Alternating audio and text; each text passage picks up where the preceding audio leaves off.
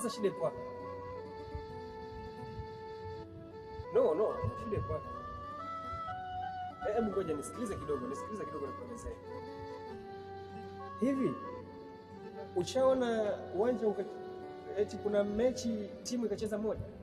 Ushajiuliza kwa nini kwenye uwanja kukiwa na mechi timu zinacheza mbili? Kwa nini wasiondoe timu nyingine wacheze timu moja tu hiyo ikifunga rais kwenye goli la pili? Ushajiuliza kwa nini? Zinawekwa timu mbili ili kuwe na temptation, kuwe na pingamizi ya kuwa wewe kufunga kwa kutakuwa kugumu. Na vile vile kwenye maisha iliwekwa hivyo pia.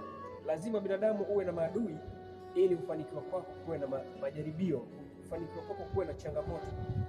Vile vile unavyoona kwenye mpira watu wanacheza, kwa nini watu hawaweki timu moja tu iende ikafunge goli la pili, itakuwa upande wa pili goli hakuna goalkeeper, itakuwa ni goli tu kitu wanafunga.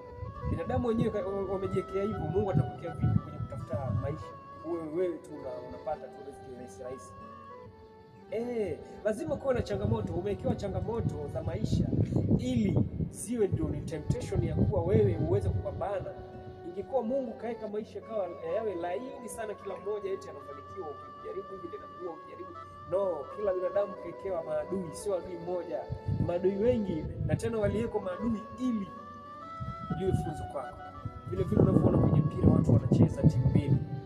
Unafikiria wale ni wajinga? Si wangeka timu moja tu, upande mwingine wakaondoa ile timu nyingine ili wakipata mpira wao wakafunge tu. Zimewekwa timu mbili ni ishara pia ya maisha yako wewe. Uangalie kwa nini zimewekwa timu mbili kwa mpira wakicheza unakuwa na timu mbili. Ni kwamba ili kuwe na ugumu wa kufunga. So vile vile kwenye maisha pia kumewekwa maadui ili kuwe na ugumu wa kufanikiwa. Sasa ni wewe ujiongeze na ufikirie vipi nitapita maadui zangu. Timu huwa ni mbili lakini unakuta kutapatikana mshindi. Sasa ni vile wewe pia ujue kuwa wewe upo na una maadui wengi zaidi ya milioni moja, lakini ujue utapita vipi na ufunge maisha yako yawe mazuri. Sijui umenielewa? Usikate tamaa bana. Eti kwa kuwa umeona umerogwa basi ndio wewe eti wewe umegiva mpaka mtakurudi kijijini. No. Usirudi kijijini. Pambana. Ndio umepatiwa formula ya wewe kupambana. Ujue wachawi wapo, maadui wapo, lakini wote wamewekwa ili wewe uweze kupambana, maisha yako yaweze kuendelea. Umenielewa? Okay, fanya hivyo pro, lakini usigive up. Mungu kaiweka hivyo. Na ndio maana hata kwenye ulingo haizi pita mpiganaji mmoja. Eti apite mmoja tu arushe ngumi atolewe. No. Kwenye ulingo pia kuna pitishwa wapiganaji wawili. Lazima upambane ndio ushinde.